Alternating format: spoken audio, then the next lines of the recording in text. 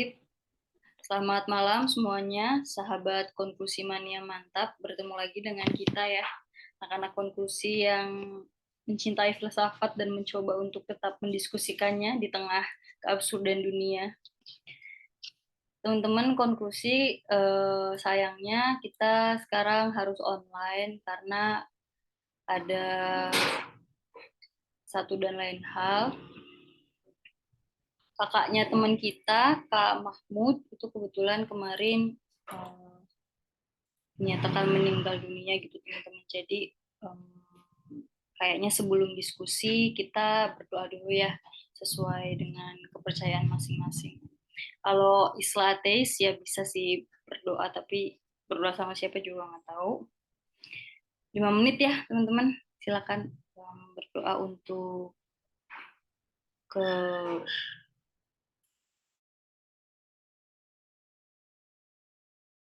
berdoa untuk Bang Rouf, kakaknya Mahmud. Silakan. Saya kasih waktu 5 menit ya.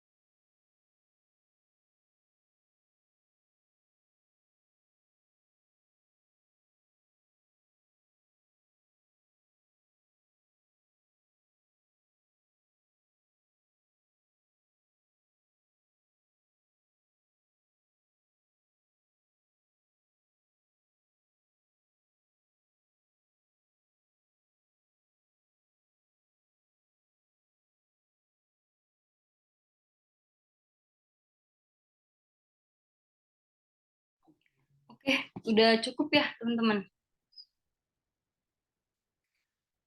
Zizi mau share screen nggak Zizi? Enggak, Kak. Oh nggak, oke. Ya udah, gue buka ya teman-teman. Jadi kita mau membahas soal kehendak bebas manusia, perspektifnya Jean-Paul Sartre. Bener nggak ini nyebutnya sama Murtado Mutahari. Nah, setahu gua, dua-duanya tuh punya perbedaan yang cukup signifikan, terutama dalam pijakan eksistensialismenya gitu. Tapi entah kenapa nih gue juga penasaran, Azizi ini mau gitu menyandingkan keduanya, yang jelas-jelas secara epistemologi, secara ontologi beda jauh.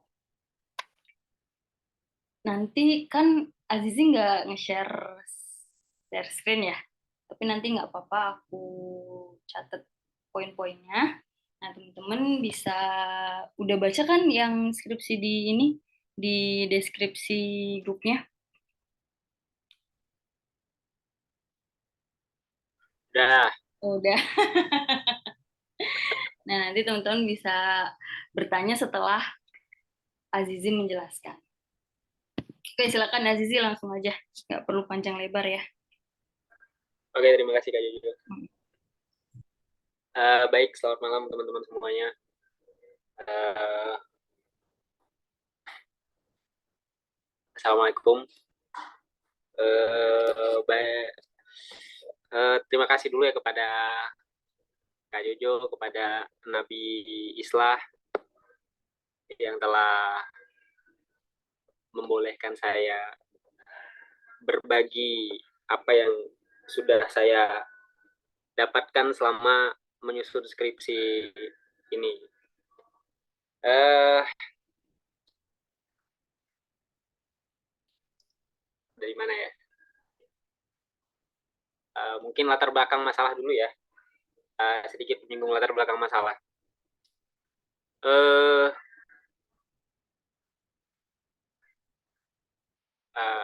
Kehendak bebas manusia itu kan salah satu hal yang paling uh, paling penting lah dalam uh, beradanya manusia di muka bumi. Uh, dan kebanyakan di latar belakang itu saya ada menjelaskan tentang berbagai macam pemikir-pemikir yang menyatakan bahwasanya kehendak bebas itu sebenarnya hanya ilusi. Uh,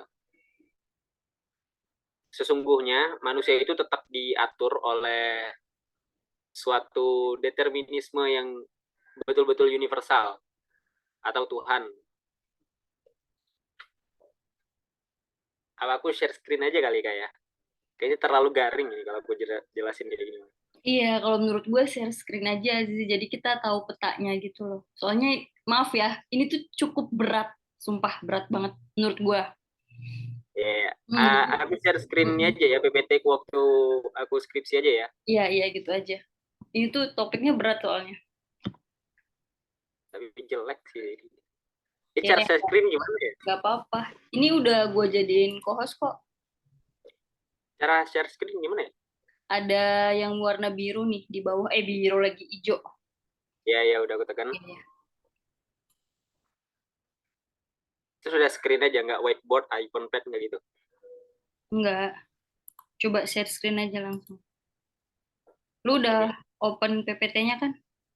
belum. Oh, open dulu PPT lu. Oke, wait. Anjir, bacaan lu. Sorry. Enggak, lu gimana sih? Sartre tuh udah pusing. Ditambahin Matahari, pusing banget, coy. Saya dijebak Bani sebenarnya. Dijebak Islah. Bener Ya, Islah. dijebak Bani. Oh, Ban. Mana ya filenya? Bentar ya, kawan-kawan semua. Ya, nggak apa-apa.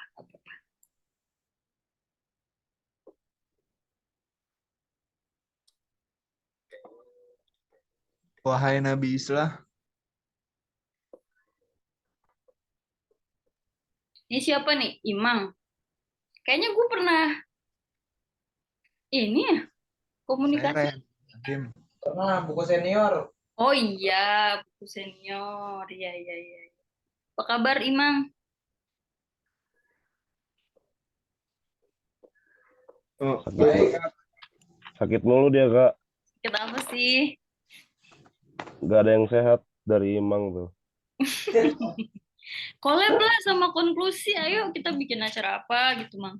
itu digas. Islah salah satu founder itu Pak si Nabi Gimana Islah. sih, Islah?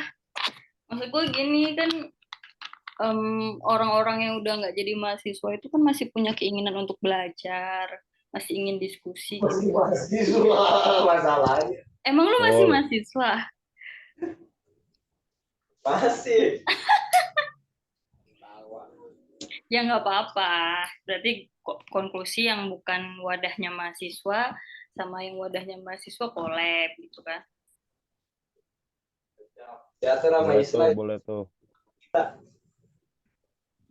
awe. Nanti kita bikin event ya kak. Islah Boleh. PGS. Ini buku senior kegiatannya apa? Banyak kak. Keren ya anak muda zaman sekarang. Iya, makanya lu jangan cepet tua. Eh, gua tua boleh, muka masih muda Islah. Faktisitas kalau di Sartre itu. Itu gimana itu Aziz sih? Bentar.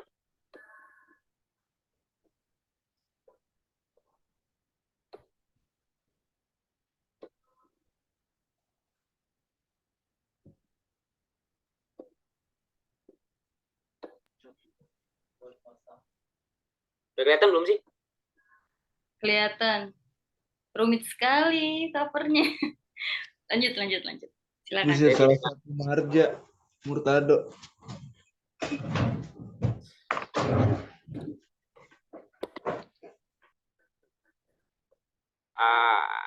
Wait. Oke. Ini PPT waktu sidang.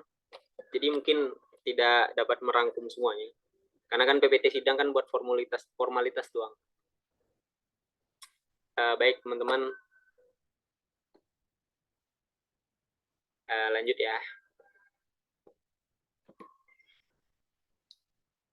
Cerita sedikit ya, trivial dikit. Jadi waktu itu saya lagi nongkrong sama Bani, cerita soal skripsi kan, mau ngambil apa waktu mau sempro gitu. Bani ini kan ngambil eksistensialisme dalam pemikiran ini kan, Murtado kan. Terus ditawarkan oleh Bani, coba ambil kehendak bebasnya aja Murtado. Terus saya carilah kehendak bebas Murtado ini. Ternyata ada yang bahas, cuman saya tidak bisa akses. Kayaknya itu skripsi atau tesis ya, cuman saya nggak bisa akses. Jadi karena sudah ada dan karena kebetulan saya juga suka Sartre, jadi saya perbandingkan sajalah kedua tokoh ini. Oke.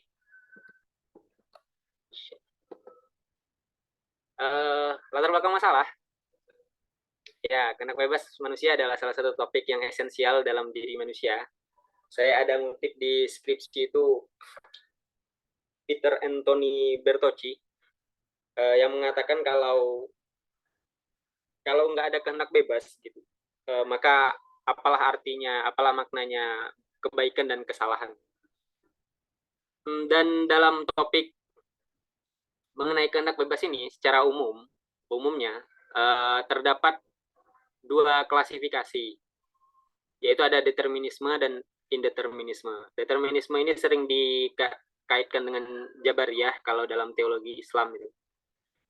Dan indeterminisme itu sering dikaitkan dengan Qadariyah. Yang telah saya singgung tadi sedikit, bahwasanya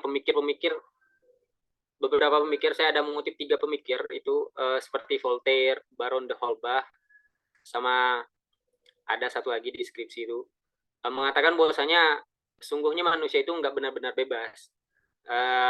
Kita itu sebenarnya ilusi aja kebebasan itu. Setidaknya kita itu tetaplah diatur oleh perlengkapan psikofisik yang telah diwarisi oleh nenek moyang dan juga pengaruh lingkungan, dan juga dipengaruhi oleh suatu determinisme yang betul-betul universal, atau maksudnya Tuhan ya. Nah, pandangan yang bernuansa determinis seperti itu dapat membuat manusia terjerumus ke jurang fatalisme. Nah, untuk mengatasi jatuhnya manusia kepada jurang fatalisme, tentu kita perlu tetap menyadari bahwasanya manusia itu memiliki kehendak bebas. Nah, saya ambillah satu tokoh yaitu John Sartre gitu. Sartre kan salah satu filsuf yang menganggap manusia itu memiliki kehendak bebas. Akan tetapi kehendak bebas yang diyakini oleh Sartre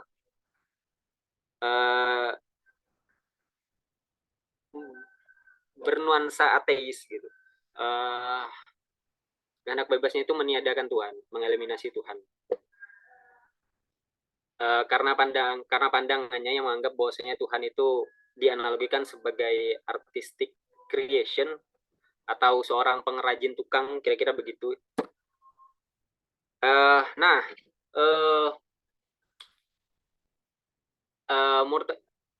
Murtado Mutahari itu ternyata ada mengkritisi pandangan Sartre. Terutama bila kita lihat di dalam buku Manusia Seutuhnya, studi kritis berbagai pandangan, apa itu pokoknya judulnya.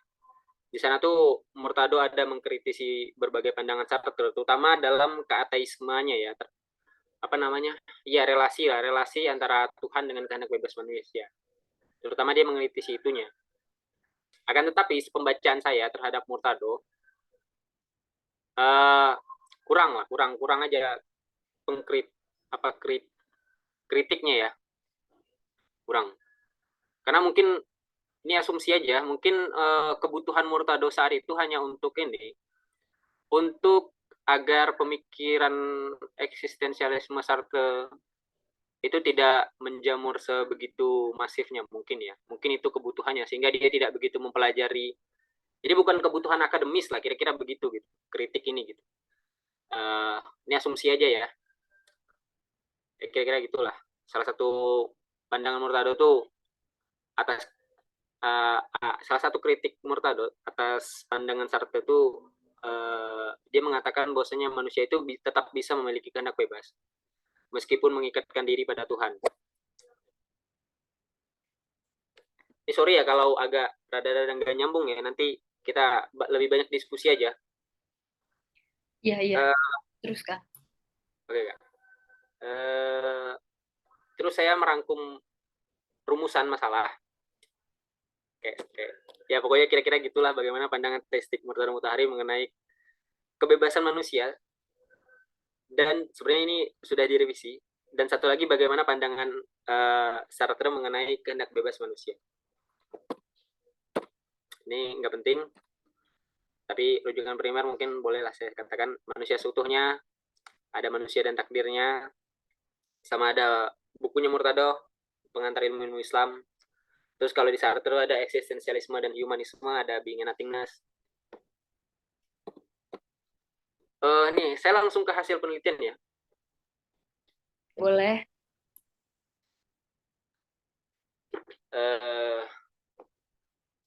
Jadi di bab 4 itu saya di hasil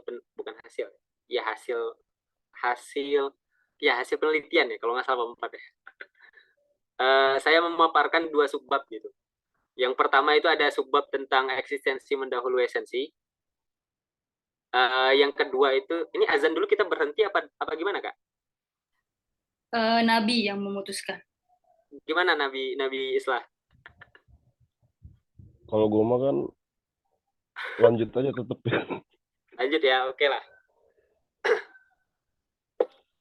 Yang pertama itu ada eksistensi mendahului esensi, dan yang kedua itu ada kehendak bebas manusia. Tapi kehendak bebas manusia ini lebih ke relasi antara Tuhan dengan kehendak bebas manusia itu. Yang pertama tentang eksistensi mendahului esensi. Eksistensi mendahului esensi ini slogan yang pertama kali diucapkan Sartre di sebuah apa ya, kayak aula gitu atau apalah gitu ya, di namanya klub main apa itu, pokoknya di Paris tanggal 29 Oktober Tipo ini 1945. Acara itu diadakan dalam rangka menjawab kritik-kritik orang-orang terhadap eksistensialisme yang waktu itu dibawa oleh Sartre gitu, yang dipopulerkan oleh Sartre. Bukan dibawa ya, dipopulerkan. Sebenarnya itu agak chaos ya waktu itu pertemuannya. Sehingga diadakan yang kedua kalinya, yang lebih kondusif, orangnya dibatasi dan lain sebagainya. Jadi waktu pertemuan pertama itu chaos karena tidak ada pembatasan, jadi ricuh gitu lah. Menurut Sartre, slogan eksistensi mendahului esensi ini adalah klaim yang dijaga oleh eksistensialis. Nah, para eksistensialis yang dimaksud Sartre ini disebutkannya ada beberapa. Yang pertama tuh ada Heidegger, ada Gabriel Marcel kalau nggak salah namanya, ada Jaspers, terus termasuk dirinya sendiri. Namun nama-nama tadi, Jasper, Marcel atau Heidegger itu apa ya, menolak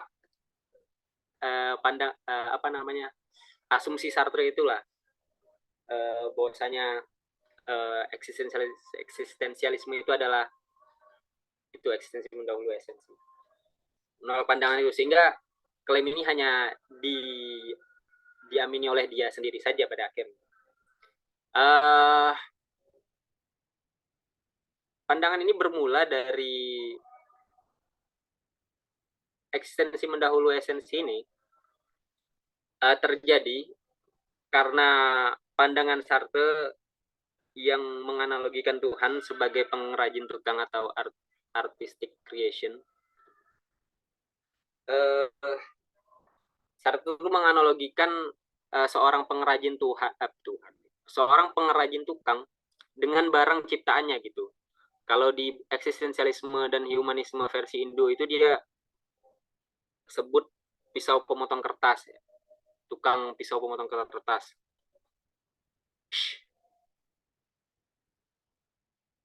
Pisau pemotong kertas. Nah, si pengrajin tukang ini kan telah lebih dulu, sebentar ya.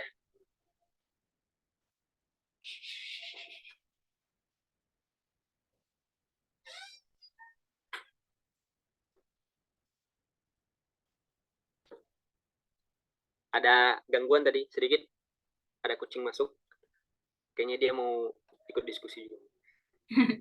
Jelmanya Isla jangan-jangan. Ya kawan-kawan lanjut ya.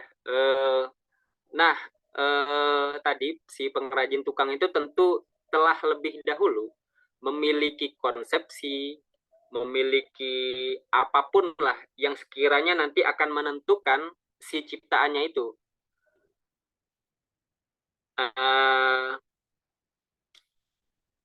Singkatnya ya, si pengrajin tukang itu telah lebih si barang ciptaan itu sudah memiliki finalitas gitu sebelum dia diciptakan, sebelum dia eksis, kira-kira gitu ya. Nah, menurut Sartre hal tersebut, kejadian itu sama gitu, sama sebangun, kongruen dengan Tuhan yang menciptakan manusia gitu.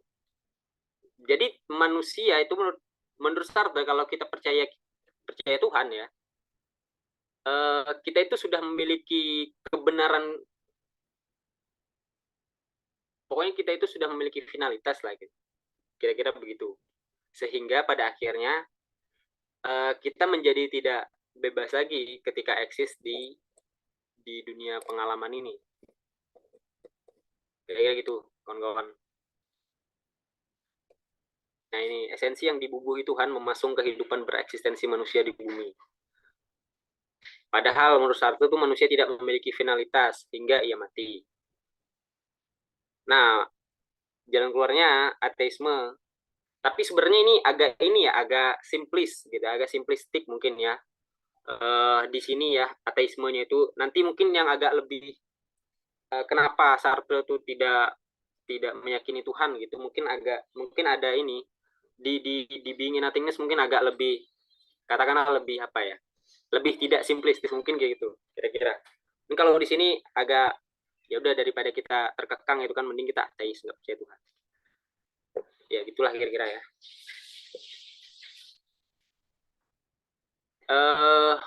Nah itu tadi eksistensi mendahului esensi, analisis dari Sartre ya. Selanjutnya analisis dari Murtado. Di buku Manusia Seutuhnya, Murtado itu menyamakan antara antara eksistensi mendahului esensi dengan konsep as-sholah al-wujud. Adalah pokoknya itu deskripsi juga saya tulis itu. Sartre itu mengatakan bahwasanya eksistensi mendahului esensi itu sama dengan as-sholah al-wujud. Namun di buku yang berbeda, di Pengantar Ilmu-Ilmu Islam, Sartre menyatakan bahwasanya eksistensi mendahului esensi saya salah sebut nama kayaknya tadi. Murtado di bukunya yang lain, di buku Pengantar Ilmu-Ilmu Islam, itu mengatakan bahwasanya eksistensi mendahului esensi itu berbeda dengan as-sholah al-wujud. Karena mereka memang sama-sama kesejatian, namun kesejatiannya itu berbeda. Gitu. Kalau di as-sholah al-wujud, as-sholah al-wujud itu tentang kesejatiannya itu tentang realitas gitu. Kalau eksistensi mendahului esensi itu tentang keterdahuluan. Dan kalau as-sholah al-wujud, dia itu semua realitas gitu. Kalau eksistensi mendahului esensi itu hanya manusia saja, lebih antromorfis gitu-gitu. Akan tetapi kalau kita merujuk ke bukunya Murtado yang Manusia Seutuhnya itu, Murtado juga menganggap bahwasanya manusia itu juga tidak memiliki esensi yang mengikutinya ketika dia eksis di dunia gitu. Jadi tidak ada esensi yang ajeg yang dapat memasung kaki manusia untuk bebas ketika dia berada di muka bumi, di Manusia Seutuhnya ya. Jadi dalam konsep eksistensi mendahului esensi ini, kedua pemikir Murtado dan Sartre itu memiliki kesesuaian bahwasanya manusia itu tidak memiliki esensi ajeg gitu. Jadi kita tetap bebas menentukan mau bagaimana kita, apa esensi kita gitu. Kira-kira gitu ya. Nanti kita lebih banyak diskusi aja. Selanjutnya di subbab kedua itu ada kehendak bebas manusia. Nah, Murtado dan Sartre ini kan eksistensialis ya dua-duanya. Nah, Murtado ini eksistensialis. Saya ini menganut pemikiran, bukan menganut sih, saya mengutip apa yang dikatakan oleh Jalaluddin Rahmat. Kalau Murtado itu bisa dikatakan sebagai seorang eksistensialis. Itu ada pernyataannya di skripsi saya. Atau nanti kita share skripsi saya aja biar lebih ini ya, daripada skripsi PPT ini. Perdebatan para eksistensialis tentang Tuhan itu lebih bersifat praktikal ya, daripada ya pokoknya lebih praktikal lah. Itu ada narasinya di skripsi saya lupa lagi narasinya.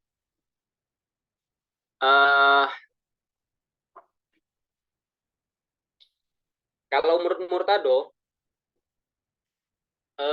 kehendak bebas itu adalah perangkat yang dikasih Tuhan ketika manusia diciptakan. Kira-kira gitu ya. Dan kita sebagai manusia haruslah mempergunakan perangkat yang telah Tuhan berikan. Kira-kira gitu. Ada deskripsinya juga ada pernyataan soal itu. Namun kita masuk ke ininya aja, ke relasinya aja.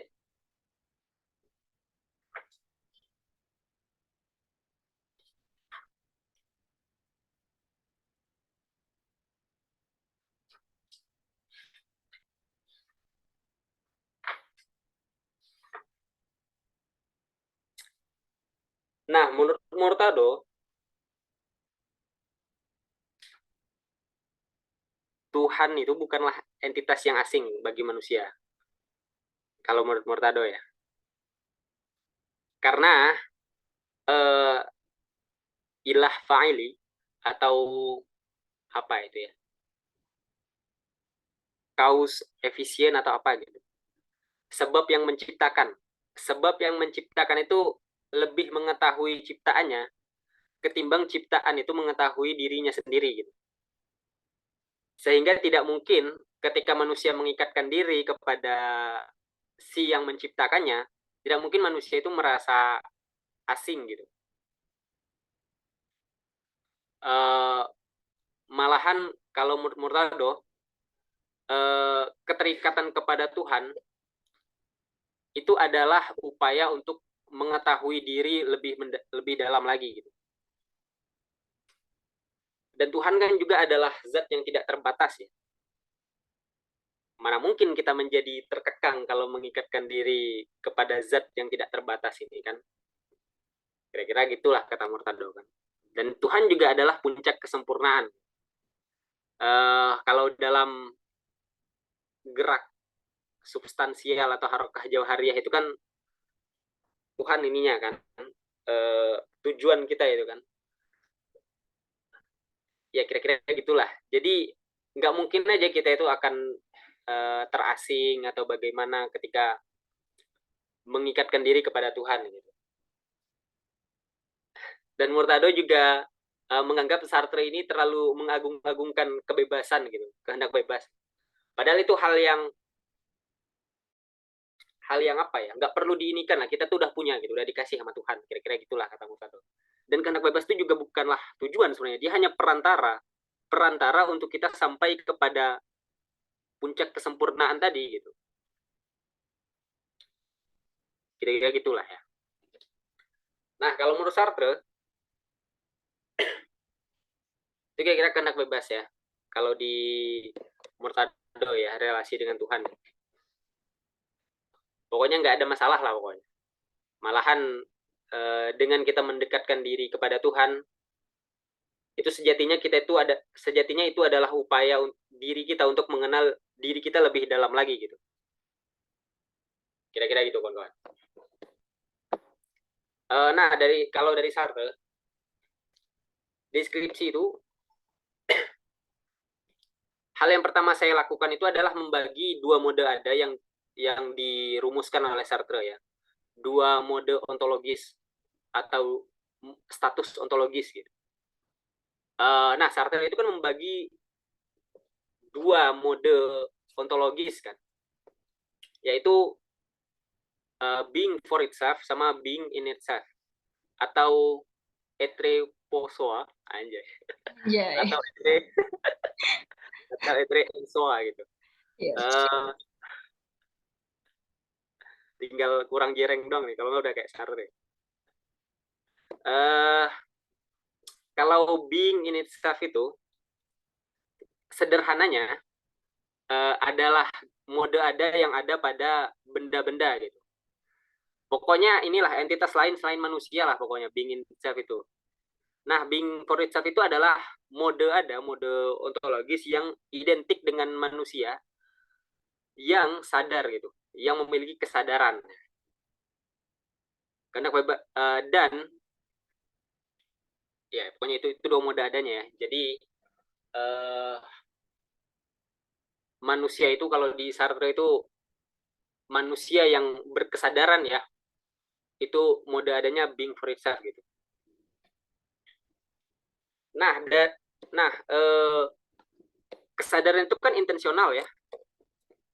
Ini dari Husserl ya, diinin sama Sartre ya, diambil, bukan diambil, dia apa ini? Pokoknya itulah. Dia terinspirasi soal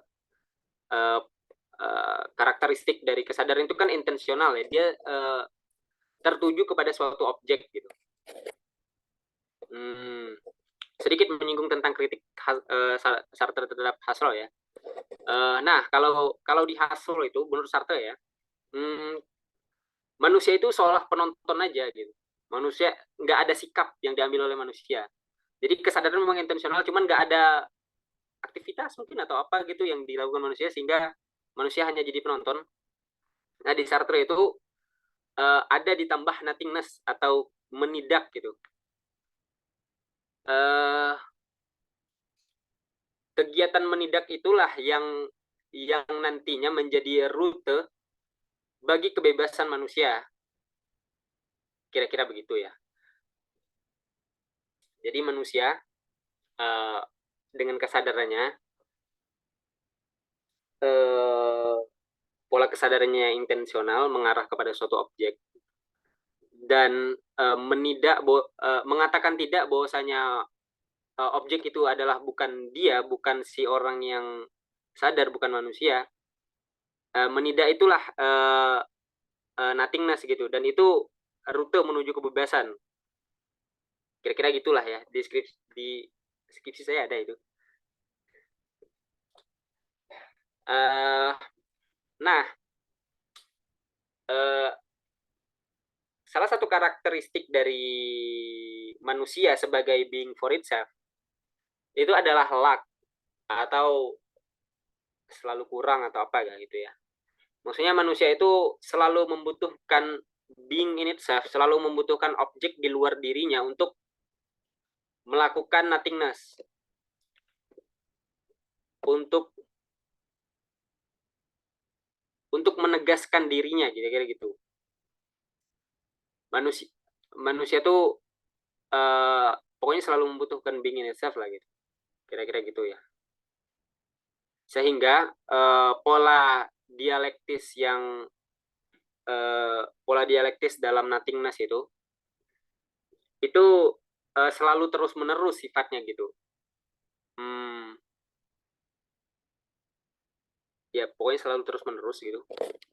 Nah, sehingga kalau menurut Sartre, manusia itu memimpikan suatu mode ada yang sadar, namun dia tidak perlu objek di luar dirinya gitu. Dia tetap bisa menegaskan dirinya tanpa ada objek eksternal, kira-kira gitu ya. Semoga nggak salah lah.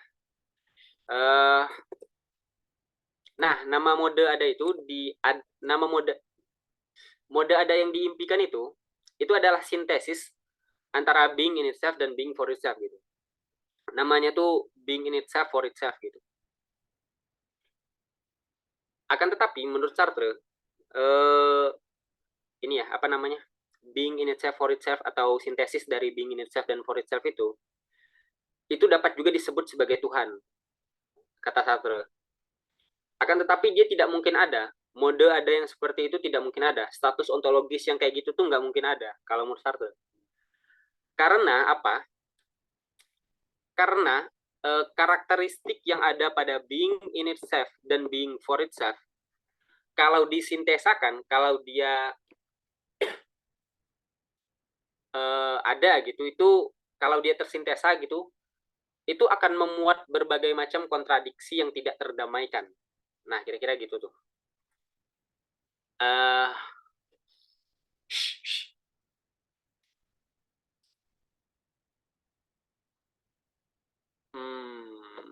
Pokoknya gitulah ya. Mungkin nanti saya perlu baca lagi nanti. Kira-kira gitulah. Pokoknya karakteristik nanti mungkin tanya aja dan nanti saya jelaskan gitu. Pokoknya karakteristik yang dimuat oleh mode ada atau status ontologis being in itself dan mode ada atau status ontologis yang dimiliki oleh being for itself, itu kalau dia tersintesa, dia akan terdapat berbagai macam kontradiksi yang tidak terdamaikan, kata Sartre. Sehingga tidak mungkinlah ada mode ada atau status ontologis yang seperti itu gitu. Nah, pada akhirnya makanya jadinya Tuhan juga tidak ada.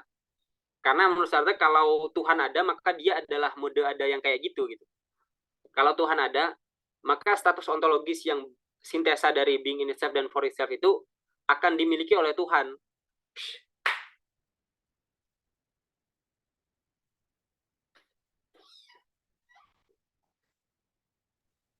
Lagi ngusir kucing ya, Aziz ya? Ya, Kak, sorry. Ya. Gitu. Tidak mungkin ada. Namun, akan tetapi manusia itu memiliki selalu ya, nggak tahu. Kayaknya sih selalu ya, kalau saya tidak lupa. Selalu punya passion, selalu punya keinginan untuk menuju ke mode ada kayak gitu. Selalu menginginkan mode ada yang seperti itu gitu.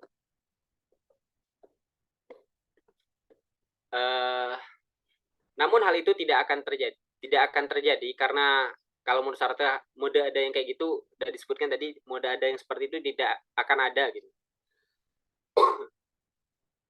Sehingga pada akhirnya itu manusia itu hanyalah hasrat yang sia-sia, useless passion kan. Akan tetapi ya, udah lah ya, soal kehendak bebas nanti kita lebih banyak diskusi aja. eh nggak usah lah kesimpulan. Cuman tentang pandangan Sartre bahwasanya manusia itu selalu memiliki passion, hasrat untuk menginginkan atau mendambakan atau menuju ke mode ada yang dia percaya itu kalau ada akan dimiliki oleh Tuhan gitu. Hanya akan dimiliki oleh Tuhan. Itu saya berpikir gitu. Oh, berarti sebenarnya Sartre itu juga mengandaikan adanya sebuah entitas yang semirip dengan Tuhan gitu. Atau katakanlah Tuhan gitu. Dengan dia mengatakan bahwasanya sintesis dari being for itself dan in itself itu mode adanya, hasilnya kan jadi mode ada being in itself dan for itself. Maka itu hanya akan dimiliki Tuhan gitu.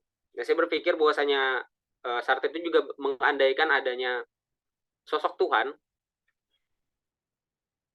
namun dan Sartre juga mengatakan bahwasanya manusia selalu mendambakan, selalu menuju ke mode ada yang seperti itu. Gitu.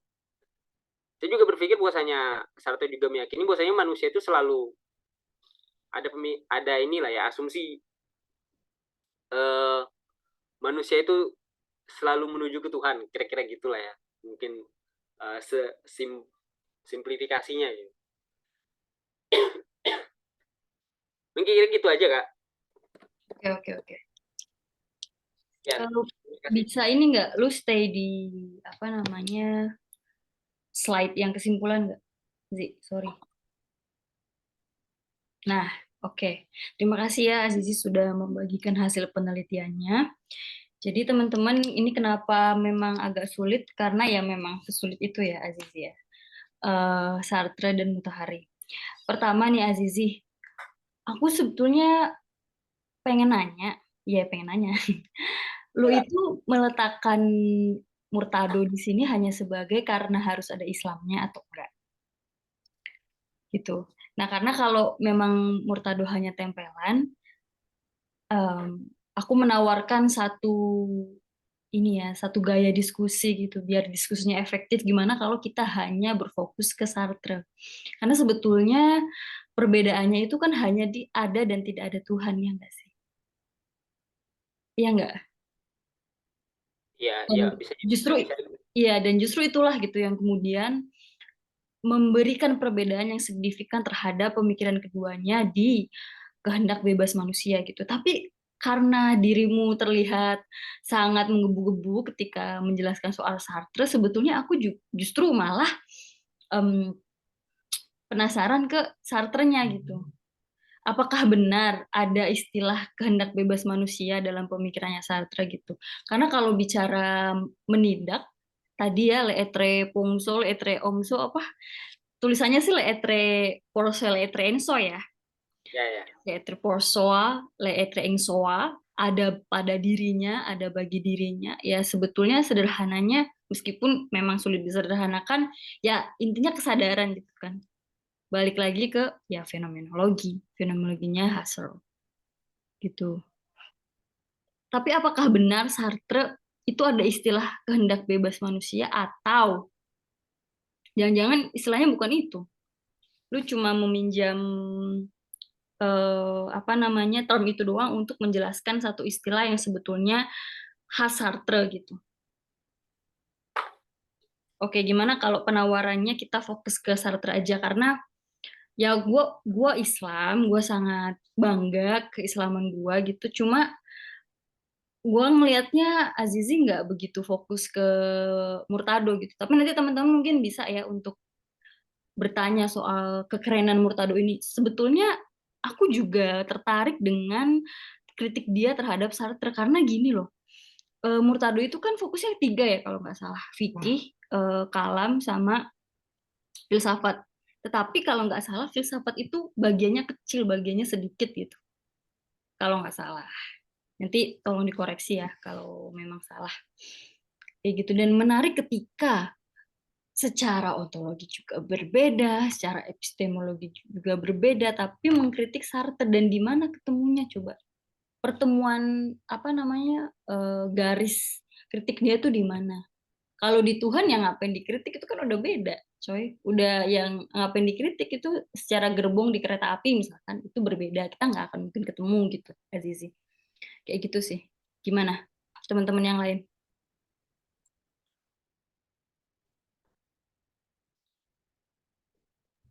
Saya sih yes. Oh bentar, bentar. Kita kedatangan satu Nabi Ciputat juga. Halo, Givari. Hai. Ini dia alumni UIN Jakarta Filsafat angkatan gua. Sekarang lagi S2 di UGM.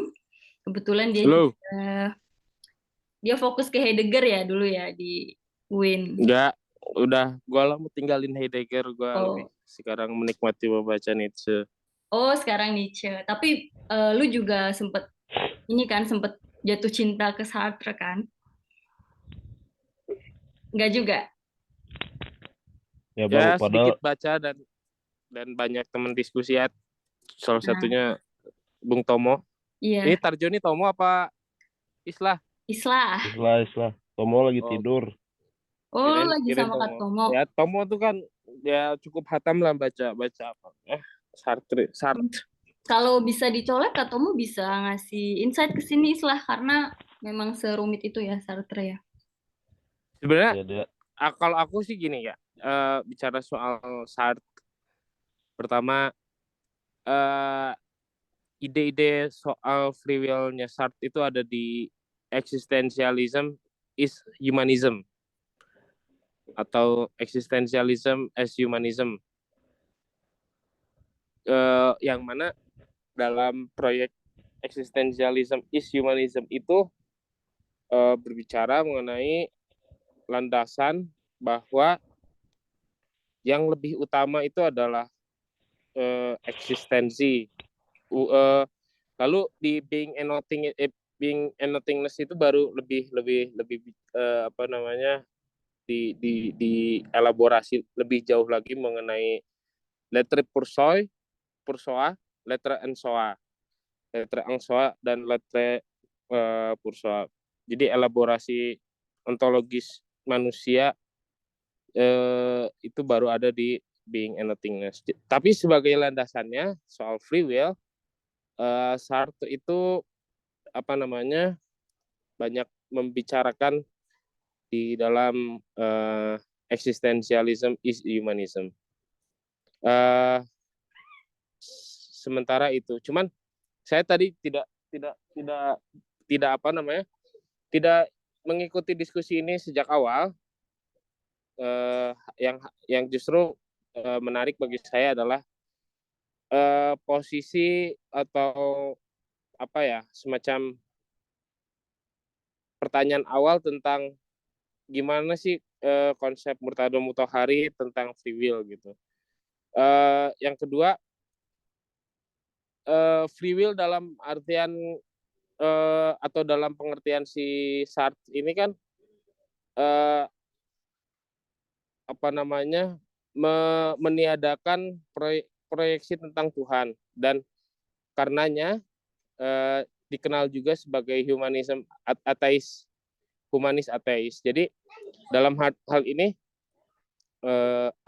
apakah memang free will yang dicontohkan atau dua apa namanya diteorikan oleh Murtado Mutahari dan juga Sartre ini punya implikasi yang sama soal eksistensi manusia, karena setahu saya di Sartre itu apa namanya ujung daripada keyakinan kita pada free will membawa kita pada penihilan atau penegasian Tuhan, karena memang tidak ada Tuhan atau tidak ada esensi gitu, yang ada hanya eksistensi.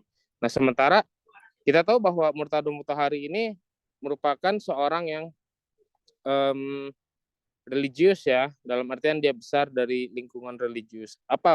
Apakah memang free will yang diteorikan oleh Murtado Mutahari juga membawa implikasi ateistik atau tidak? Nah, pada aras itu misalkan ketika kita bisa membandingkan implikasi dari free will di antara keduanya, maka kita bisa lihat perbedaan di antara keduanya, bukan hanya persamaan atau apa dasar yang kemudian sama antara Sartre dan Murtado Mutahari. Sehingga di situ kita baru selesai dalam metodologi komparasi. Jadi komparasi itu bukan hanya melihat persamaannya, tapi juga melihat perbedaan di antara dua pemikir ini gitu. Karena dulu saya menulis skripsi soal Nietzsche dan Nasser, dan di metodologinya saya menggunakan komparasi kan. Di situ saya ditanya salah satu salah satu upaya untuk membandingkan satu filsuf atau satu teori ke teori lainnya itu bukan hanya dilihat persamaannya saja. Jadi harus juga dilihat secara utuh juga perbedaan di antara keduanya. Mungkin itu sih, Aziz dan teman-teman. Oke, terima kasih Givari sudah memberikan insight-nya. Aku catat beberapa tadi. Yang pertama, ini ya, kita harus tahu konsep free will-nya dulu gitu, soal konsep free will-nya Murtado. Bisa dijawab nanti sama Azizi ya. Satu-satu atau langsung nih Azizi? Langsung aja ya, biar ini ya. Langsung. Biar tektok ya. Langsung silakan, Azizi. Kalau konsep freedom ya atau free will gitu dalam pandangan Murtado, sepembacaanku ya Bang, itu lebih ke ini sih, emang perangkat yang sudah Tuhan berikan gitu kepada manusia gitu. Ya, dan manusia harus menggunakan perangkat itu agar ia tidak terjebak dalam atau terjerumus ke dalam jurang fatalisme gitu. Itu sih kayaknya kira-kira ya. Kalau kayak gitu, persamaan dan perbedaannya dengan Sartre apa dong? Kalau persamaan mungkin mereka sama-sama percaya bahwasanya manusia memiliki kehendak bebas. Kalau perbedaannya, kalau Sartre tidak menganggap itu sebagai pemberian dari siapapun ya, atau Tuhan atau siapa gitu. Itu ini aja, apa ya, kalau di skripsi itu aku tulis sebentar.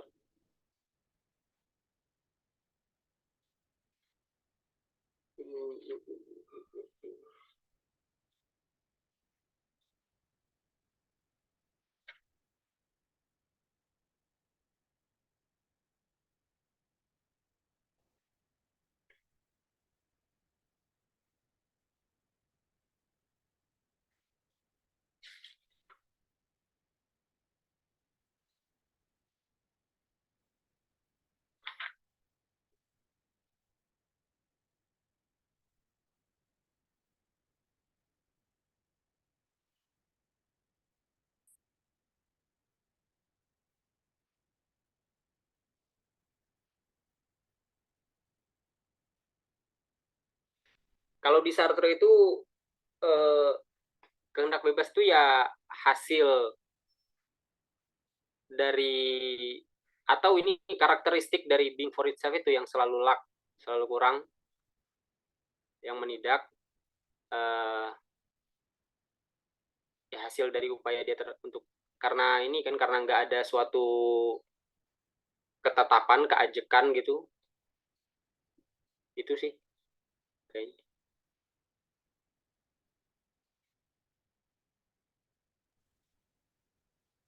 Gimana, Givari? Ya, yang jelas ya bahwa sebenarnya kalau saya lihat ya secara observasi awal saya gitu ya, bahwa Sartre memang tidak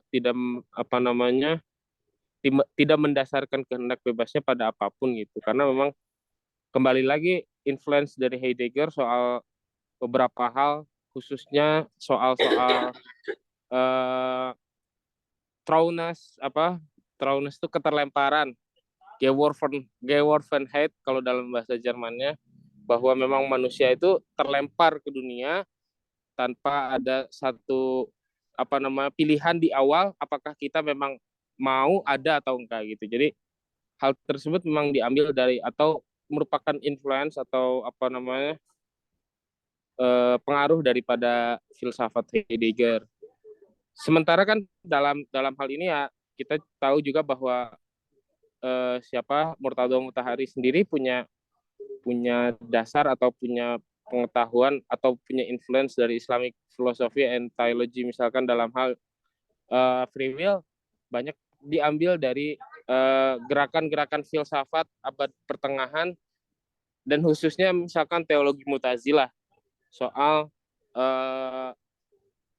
debat antara Jabariyah dan Qadariyah. Jadi kalau saya menganggap bahwa Jabariyah dan Qadariyah itu bukan satu sekte yang ajak, dalam artian bukan memang ada satu sekte yang disebut Qadariyah atau Jabariyah, tapi keduanya merupakan sifat dari satu sekte atau dari satu pemahaman. Qadariyah adalah orang yang percaya bahwa kita punya kehendak bebas, sementara Jabariyah adalah orang yang menganggap bahwa kita telah punya atau ditakdirkan atau predeterminate before gitu kan, telah ditakdirkan sebelumnya gitu.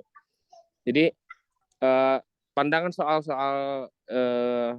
Jabariyah dan Qadariyah ini yang kemudian juga ada di dalam wacana filsafat Islam.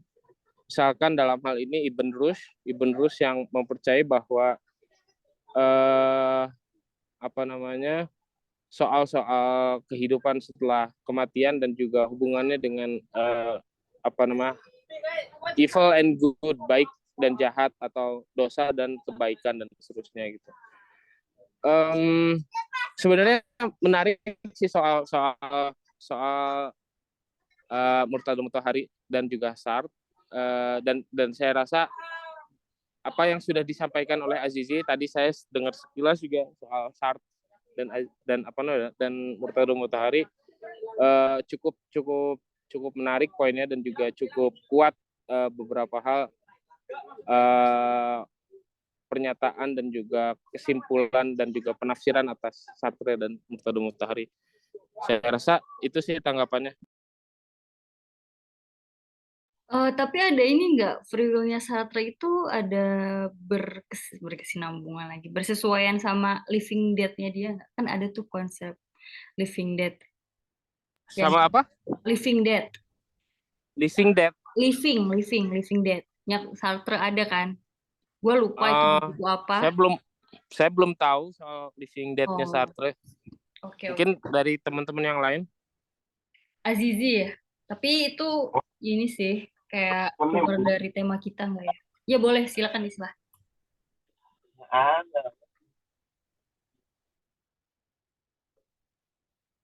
Living Dead apaan? Katanya zombie ya? Kata Tomo. Zombie. Enggak, pasti dia juga udah baca itu. Zombie. Apa sih, emang lagi ngomongin apa sih? Living Dead. Iya, pemikiran ada nggak itu? Ada, gue lupa di buku apa. Dan itu ada pengaruhnya nggak sama free will dia? Ada kesesuaiannya nggak gitu? Lu mau nanggepin nggak Islah sebelum lanjut ke temen-temen yang lain? Wih, ada Pak dosen kita nih. Halo Bang Zaki. Bang, are you there? Bang Jack. Ya udah, kita nunggu dia open mic. Gimana? Silakan. Itu gue mau nanya sih, ya di Sartre ya. Kan ini tapi pertanyaan gue masih berdasarkan pembacaan gue di eksistensialisme dan humanisme doang. Suara lu putus-putus di gua. Di yang lain putus nggak? Enggak sih, cuman agak kabur aja.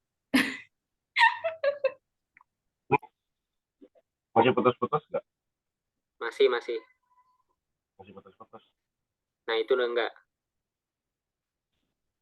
Tes masih putus-putus nggak?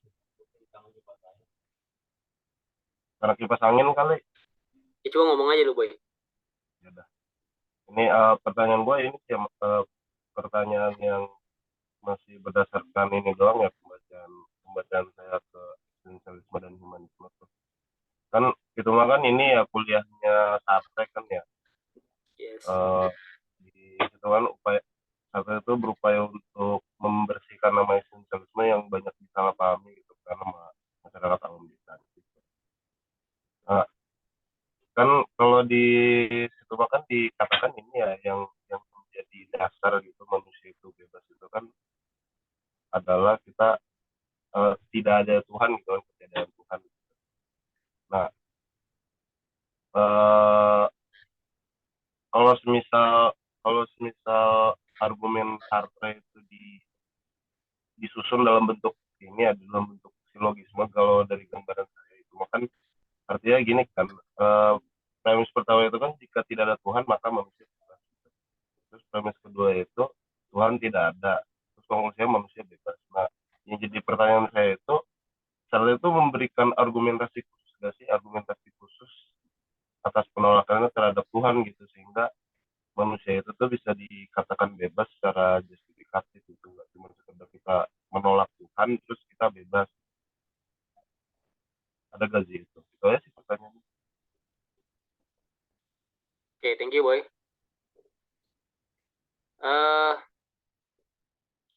Kalau menurutku ya, aku nggak tahu mungkin kalau ada yang lain. Cuman kalau menurutku ya itu sih soal apa namanya, sintesa atau sintesis dari being in itself dan being for itself itu gitu. Karena kan kalaupun Tuhan ada maka ya dia memiliki mode ada yang kayak gitu. Akan tetapi mode ada yang seperti itu tidak mungkin ada karena kalau bagi Sartre karakteristik dari masing-masing mode ada yang ada di being in itself, di being for itself, itu kalau disintesakan itu akan memuat berbagai kontradiksi yang tidak terdamaikan. Makanya Tuhan tidak boleh ada, mustahil ada. Itu sih, coy.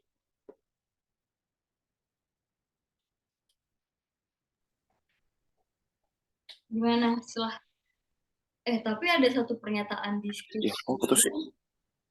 Iya, lanjut. Kok mati? Ya lanjut Isla dulu, sorry.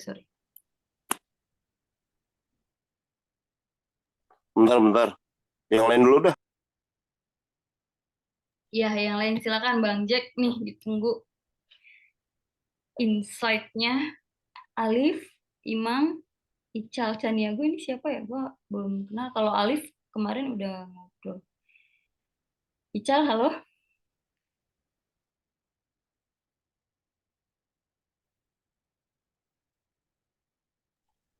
Alif, Ical? Lanjut Kak. Oh lanjut. Alif lanjut dulu. Oke, Ical nih. Ini temen lu ya, Salah? Iya. Oh, oke. Dia lagi ngopi. Lagi ngopi. Buset, gue dipanggil Mbak gitu loh.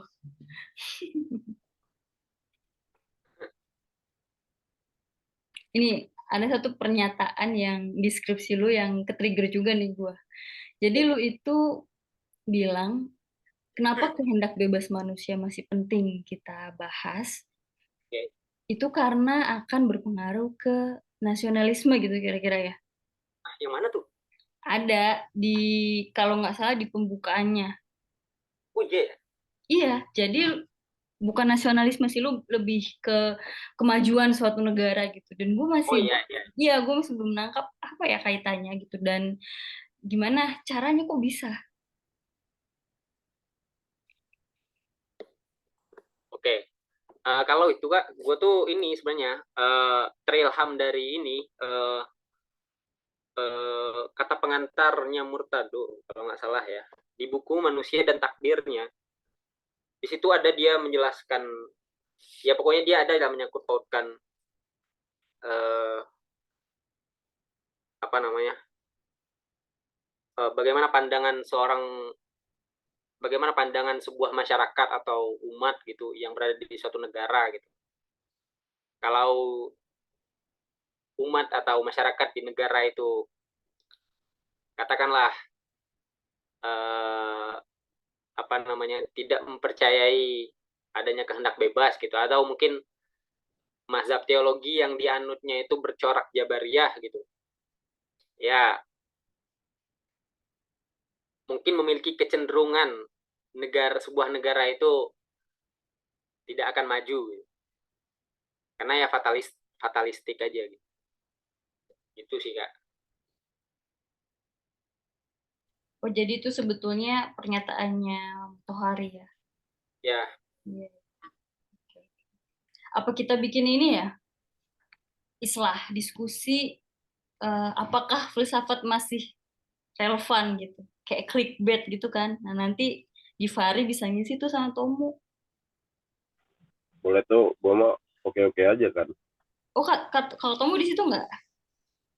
Oke dia, Udah oke, serius. serius. Coba mana suaranya nggak ada? Itu dia ini. Tapi kata dia ini nunggu dia selesai revisi dulu. Oh iya, lagi-lagi itu ya. Iya sih. Givari, lu ke Ciputat kapan, Gif? Ya mungkin masih lama karena gue masih bab 3.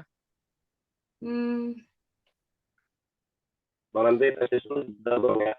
apa online aja ya, bikin online ya. Tapi hmm, kalau online tuh kurang greget soalnya. Sebenarnya gini, Jo, Hmm, kalau misalkan sorry gue mau masuk lagi ke tema soal free will ya. Apakah Azizi sudah baca misalkan beberapa komentar kontemporer soal free will gitu? Apalagi misalkan dari soal neuroscience gitu loh. Nah, ya. Beberapa filsuf kayak Daniel Dennett, terus dari Sam Harris, beberapa yang menganggap bahwa free will itu ilusi gitu, sama sekali hal yang memang sengaja diada-adakan gitu. Karena memang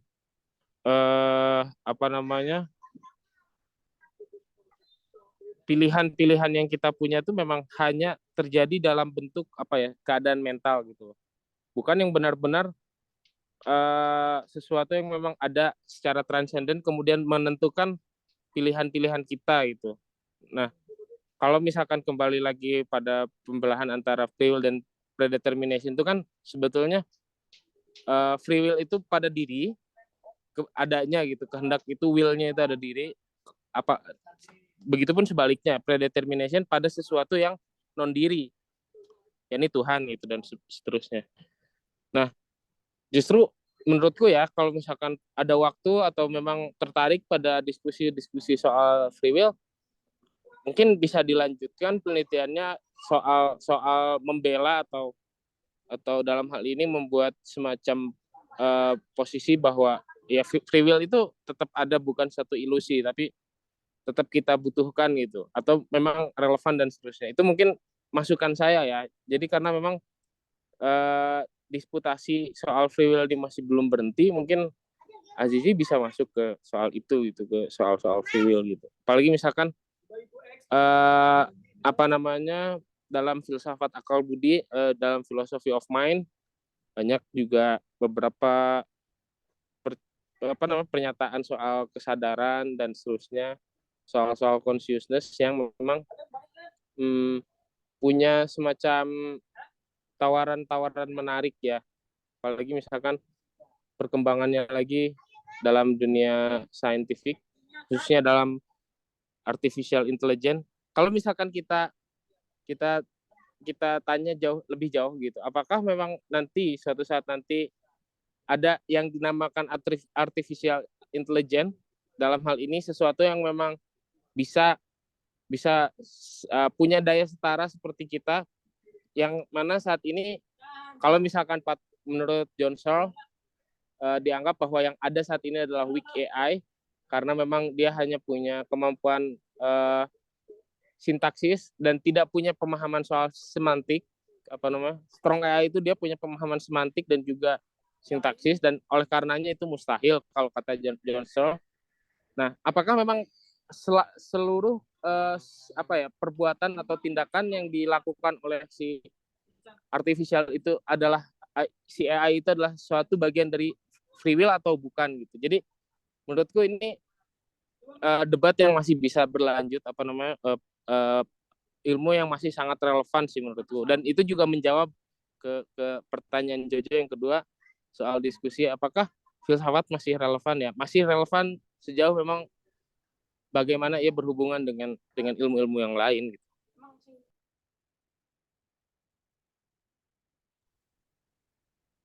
Oke.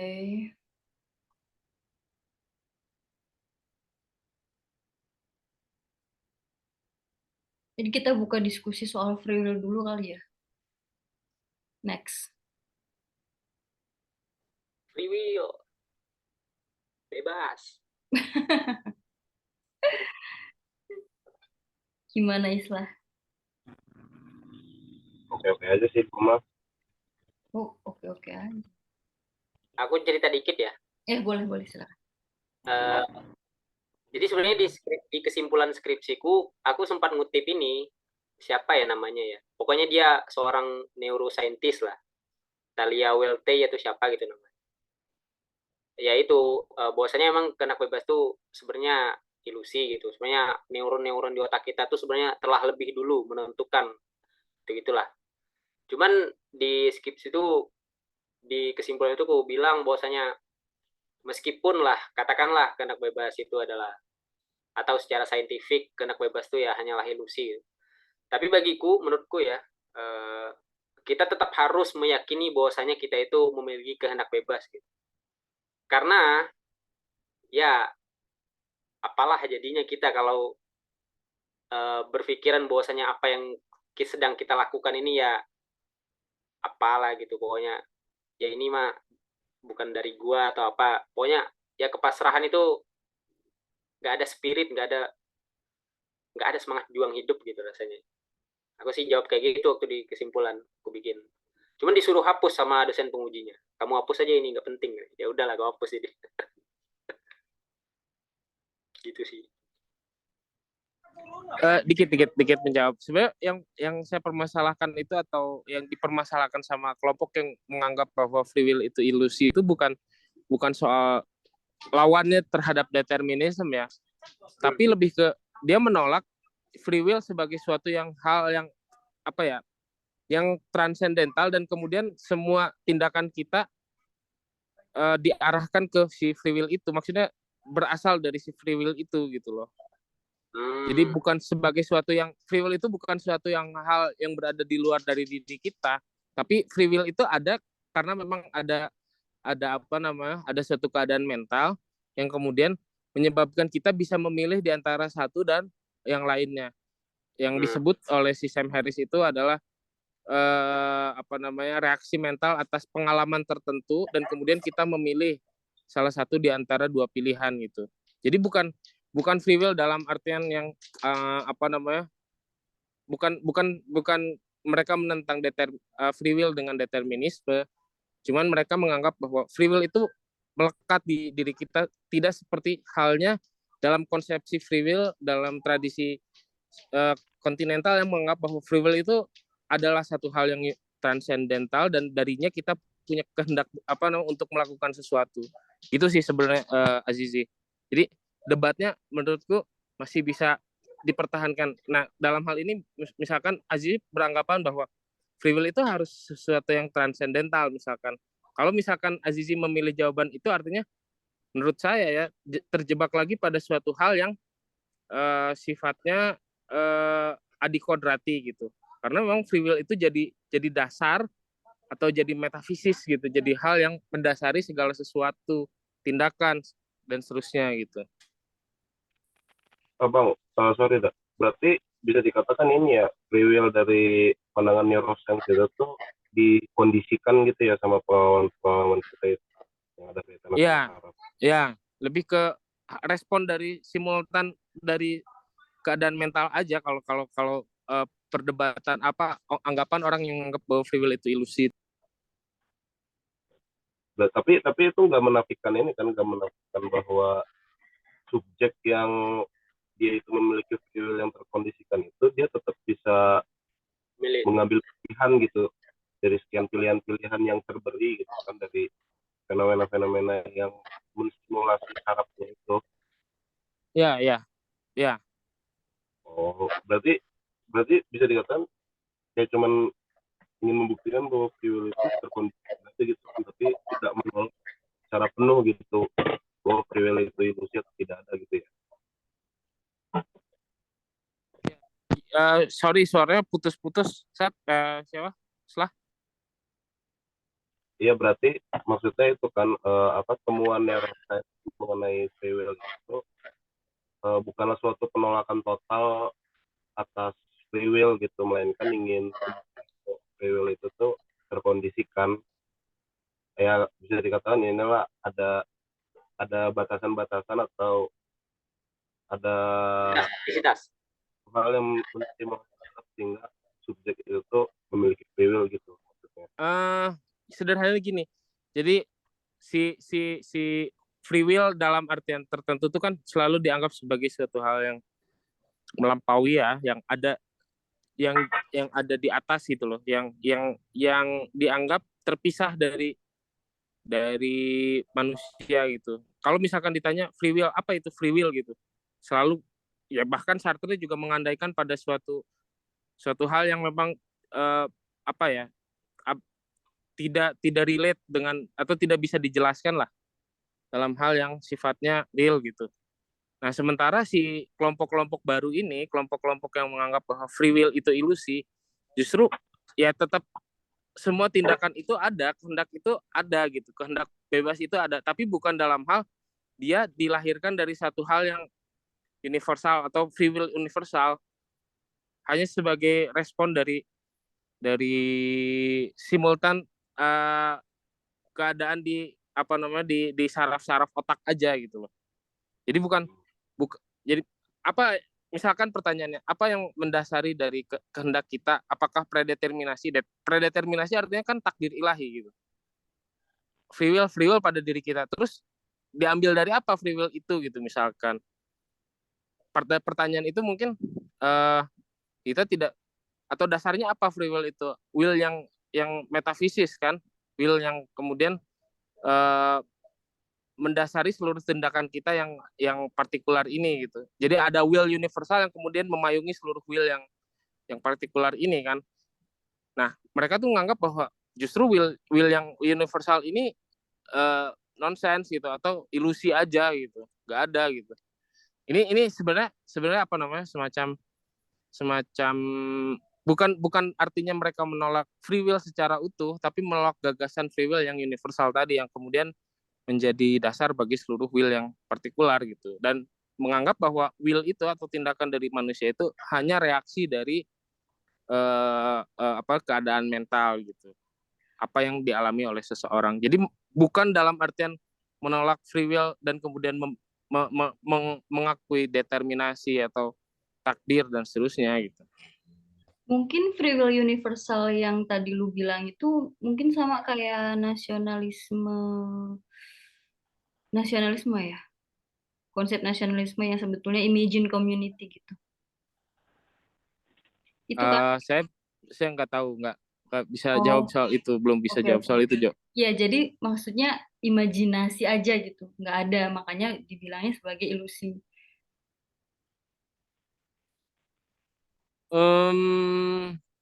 Pada beberapa poin mungkin iya ya, cocok ya, tapi beberapa poin yang lain aku nggak tahu, nggak punya jawaban soal itu. Oke, oke. Imam, iya, silakan. Itu tepuk tangan atau ngangkat tangan ya? Tepuk tangan ya? Imang bertanya itu Imang. Oh iya, Imam. Oke, boleh, boleh. Sok, silakan. Kata beliau, apakah dogma agama dapat mendikte setiap gerak atau tindakan daripada manusia? Gimana kira-kira kawan-kawan? Lo kok malah lu yang jadi moderator? Wah, kalau di ujian harusnya saudara yang jawab itu, Mas Azizi. Iya bang, ya bang. Trivial aja bang, dikit bang. Kalau menurutku dapat ya, dapat kayaknya. mendikte setiap setiap gerak atau tindakan daripada manusia. Dogma agama dapat. Kalau Nabi menurut gue Muhammad, sih, Nabi Muhammad didikte sama ini kan, dogma agama kan Nabi Muhammad. Benar nggak? Salah. bukan dogma kali, Wahyu, Wahyu ya. saudaranya Fajar. Ya kayaknya tadi. Kalau menurut gua bukan dapat. Kiranya kalau misalnya sampai, maksudnya dogma agama ini sampai dapat mendikte manusia itu, dogma agama itu seberapa besar daripada manusia itu sendiri ya, maksudnya? Buset. Kalau menurut gue sih nggak dapat ya, tapi kalau memang sudah meyakini itu ya pasti jatuhnya. Ya nggak? Atau kalau kayak ini ya, itu kan hal eksternal. Apa ini? Apa gimana ya? Ya tergantung ini dunia pengalaman manusia mungkin ya kayaknya. Manusia sebelumnya gitu. Atau mungkin dia sejak kecil tuh udah ditanamkan tentang dogma-dogma agama gitu kan. Harus ini misalnya dia diajarkan dogma agama sekte Syiah misalnya atau sekte mana gitu, otomatis dia akan mengikuti itu, terdikte setiap tindakan kayaknya ya.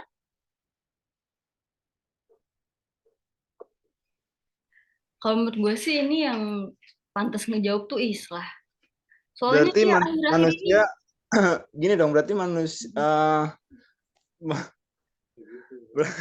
berarti determinasi agama tuh besar banget ya dalam manusia. gimana Iya, sih? besar. Kalau kayak ini tadi ya, kalau kita kutip misalnya, maksudnya kalau kita ambil tadi pendapat para neurosaintis kan, itu kan salah satu penentu ya dari tindakan kita kan ya apa yang telah kita lalui kan. Iya nggak sih Bang Gifari? Kalau nggak salah kayak gitu ya. Ya maksudnya berarti ketika masa kecil atau ya masa kecil gimana gitu, misalnya dia diajarkan tentang dogma agama yang begitu ketatnya gitu, atau mungkin di dunia pengalamannya ya kontingen sih kayaknya, nggak ada yang ini aja, nggak ada yang pasti. Manusia yang ideal itu, manusia yang bebas itu berarti manusia yang ateis ya. Karena kita sejak lahir udah ateis Bang, karena kan fitrah kan kita kan tidak menganut agama apa-apa kan. Sejak lahir kita Islah. Salah. Kalau gua dunia Kau bosan kan tiap malam kita dengerin Islam ngomong. Ya sebenarnya gini. Gue menarik ini soal apakah dogma agama mendikte apa namanya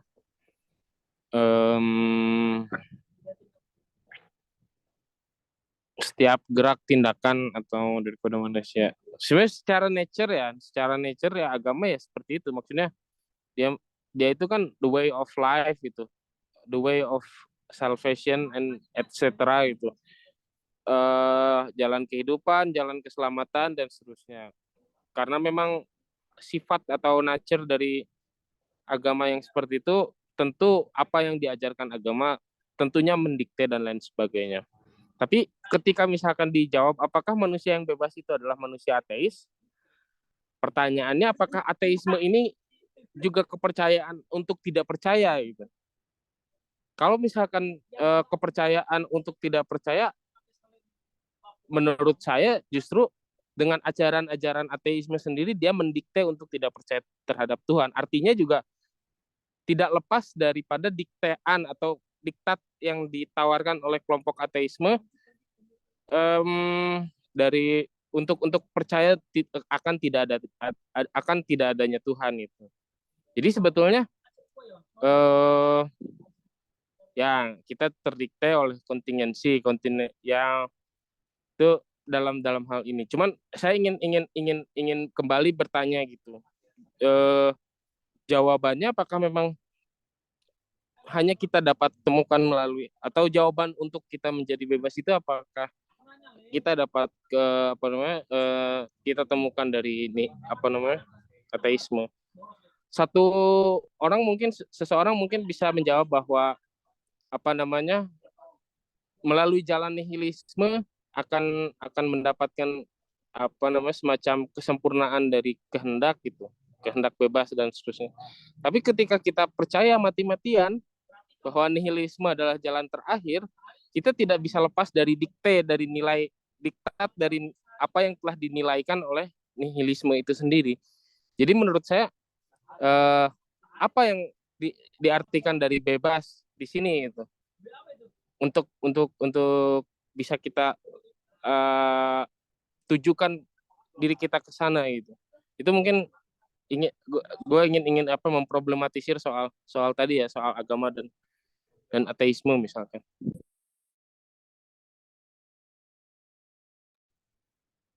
Oke, gimana tanggapan yang lain? Gue udah mulai oleng nih, udah malam.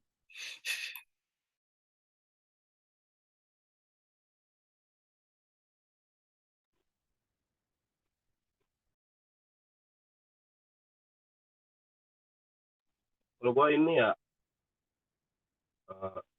gue nyoba ngaitin aja ke Heidegger ya. Terkait itu ya, apakah dogma itu tuh bisa mendikte tindakan manusia ya. Di sini kan gue melihat dogma itu sebagai ya, dogma kan sebenarnya secara literal kan ya, anggaplah inilah ya dogma itu sekarang ya sebetulnya dogma itu adalah pemahaman umum atau pemahaman awam atas teks-teks religius tertentu gitu ya. Nah, model pemahaman awam itu kan artinya ini kan pemahaman yang biasa disampaikan dalam ceramah-ceramah gitu, ceramah-ceramah oleh ustadz-ustadz yang biasa kita temuin di sosmed gitu ya. Nah, kalau semisal itu mau dikaitin ke Heidegger, ya itu kan bisa dikatakan sebagai bentuk pemahaman atau interpretasi umum ya, interpretasi gede lah kalau kalau di Heidegger itu kan jadi ada istilah Dasman gitu kan, pemahaman praontologis atau pemahaman yang tidak radikal atas suatu hal gitu, memahami suatu hal bukan di sisi primordialnya, kan bukan di sisi yang terdalamnya gitu. Nah, kalau kalau di Heidegger itu kan pada dasarnya ini ya Daze ini atau perasaan lah atau kita ya sebagai subjek atau individu itu yang memiliki karakteristik berupa head of itself gitu kalau istilah Inggris, atau itu maksudnya berada di depan dirinya gitu. Maksudnya itu kita selalu memikirkan potensi-potensi mengada untuk diri kita gitu. Jadi kita ingin apa nanti di waktu yang akan datang gitu kan. Makanya dari itu dikatakan selalu memikirkan kemungkinannya untuk mengada karena memiliki karakteristik atau itself itu berada di depan dirinya.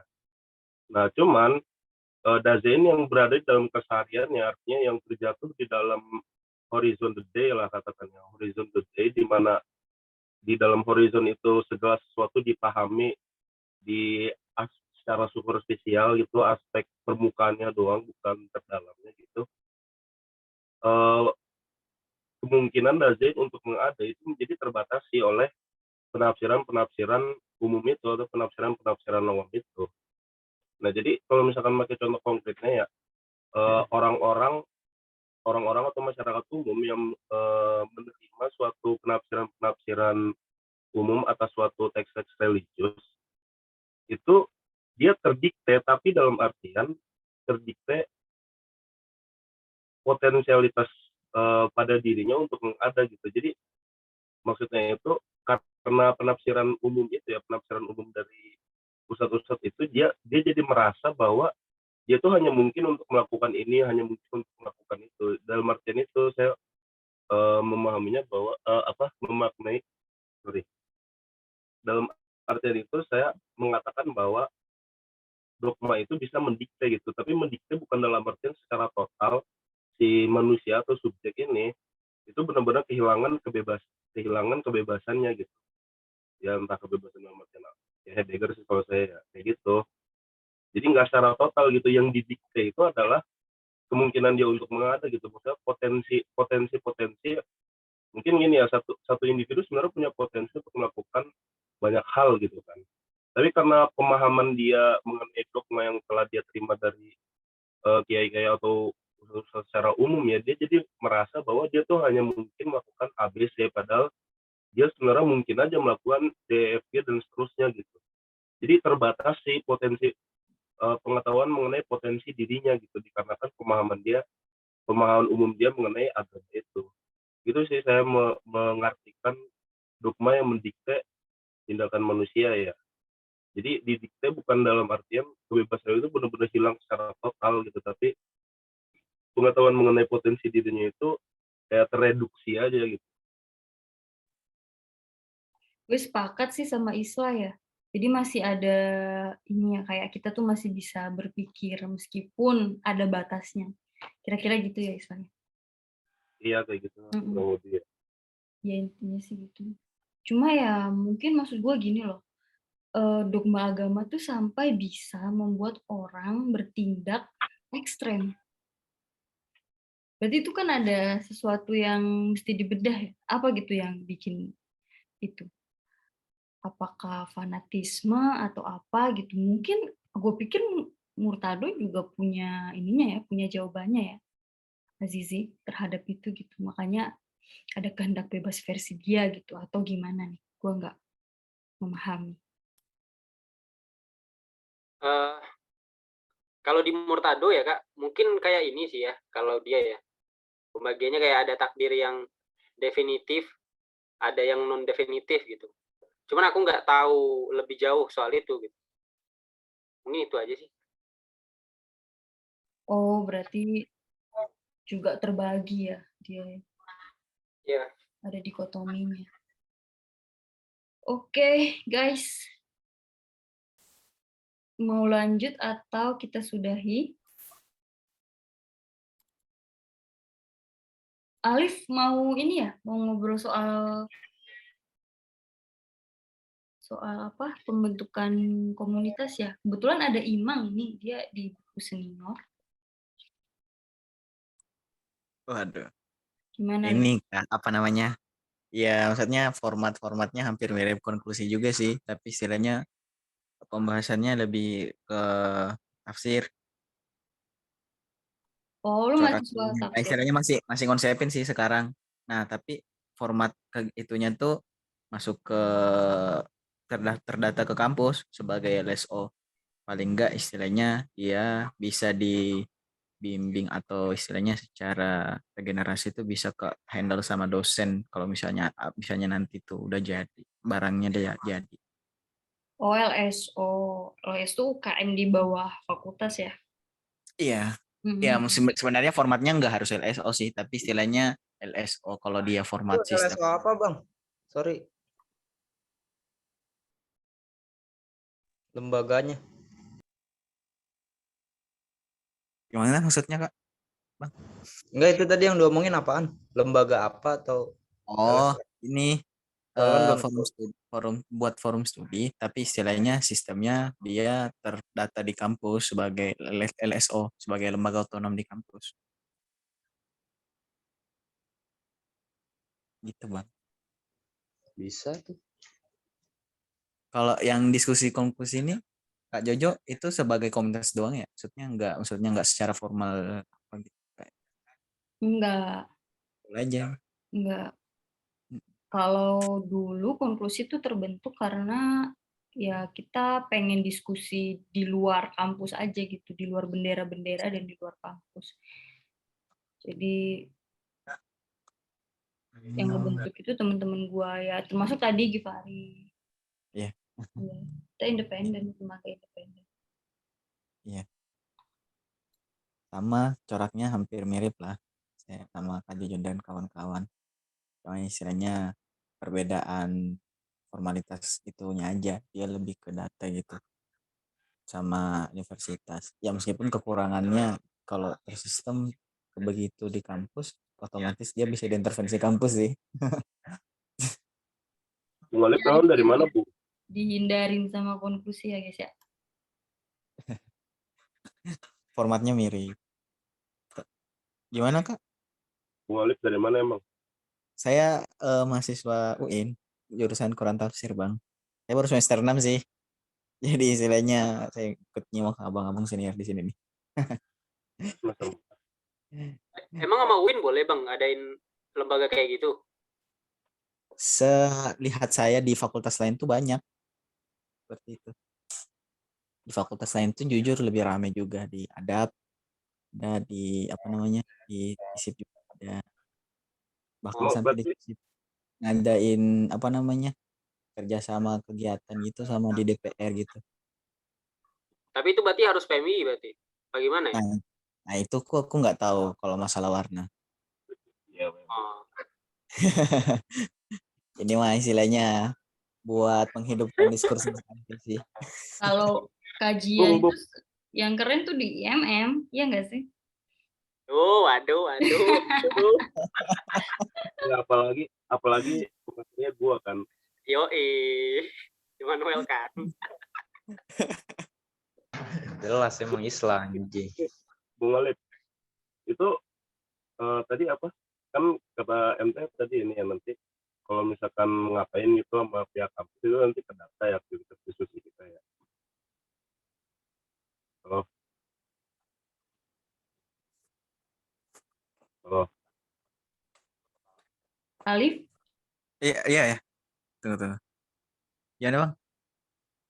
Tadi kata MT ini kan kalau misalkan kita nyoba ngapain gitu ya ke pihak kampus, nanti aktivitas kegiatan kita ke data sama kampus ya. Iya. Hah? Istilahnya terdata secara sistem di dalam gitu sebagai lembaga. Gitu, Bang. Sebagai lembaga. Iya, Iya, karena jadi kayak kayak gini Bang. Kan di Senat tuh ada apa namanya? ART-nya tuh dia ada ormawa itu, LSO itu termasuk ormawa. Jadi LSO itu juga istilahnya punya apa namanya, secara administratif terdaftar di dalam kampus. Nah, kemarin tuh aku coba